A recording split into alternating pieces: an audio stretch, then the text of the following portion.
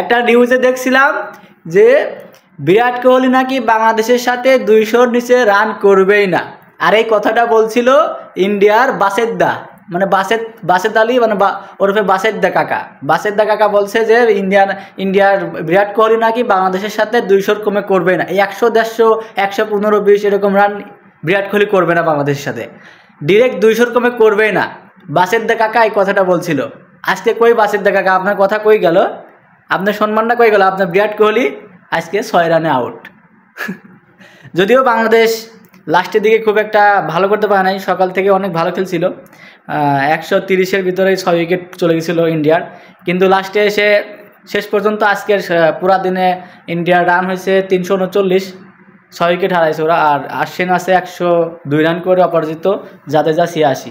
তো লাস্টে আসে আর কি এই জুটিটার কারণে, পার্টনারশিপটার কারণে আর কি বাংলাদেশ সেরকম হয় নাই। তারপরেও সুন্দর খেলছে, কিন্তু লাস্টে আর 2-1টা উইকেট পড়লে আরও ভালো হতো। তারপরেও সকালের দিকে অনেক ভালো খেলছিল বাংলাদেশ, যেভাবে উইকেটগুলো দিচ্ছিল বিরাট কোহলি, রোহিত শর্মা, গেইল, কেএল রাহুল, ঋষভ পান্ট, কেউ সেরকম সুবিধা করতে পারছিল না। কিন্তু লাস্টে এসে আশ্বিন আর জাদেজা আর কি খেলাটা ঘুরাই দিয়েছে। অবশ্য এখন বর্তমান ইন্ডিয়ার দিকেই ম্যাচটা আছে, কিন্তু সকাল থেকে কিন্তু বাংলাদেশের দিকেই ছিল।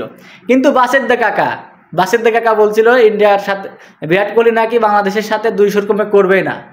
বাসেদ্দা কাকা কই? বাসেদ্দা কাকা এরকম আরও অনেক কথা বলছে। সো এগুলা আর এখন বলতেছি না, কারণ দেখা যাক বাংলাদেশ ম্যাচটা জিতে কিনা, এখনও তো শিওর না, কারণ ইন্ডিয়া এখন খুব ভালো পজিশনে আছে। কিন্তু বিরাট কোহলি নাকি বাংলাদেশের সাথে 200-র কমে করবে না, এই কথা বলছিল বাসেদ কাকা। কিন্তু বাসেদ কাকার কথা ঠিক হলো না। বাসেদ্দা কাকার কথা ঠিক হলো না। বাসেদ্দা কাকা হয়তো একটু আর কি লজ্জা পাইছে, কারণ এত কনফিডেন্ট সহকারে বলছিল যে 200-র কমে করবেই না, বিরাট কোহলি বাংলাদেশের সাথে নামলেই 200 করবে। তার কথা তো আর সত্যি হয় নাই, এই জন্য হয়তো একটু লজ্জা পাইছে আমাদের বাসেদ্দা কাকা ওরফে বাসেদ আলী।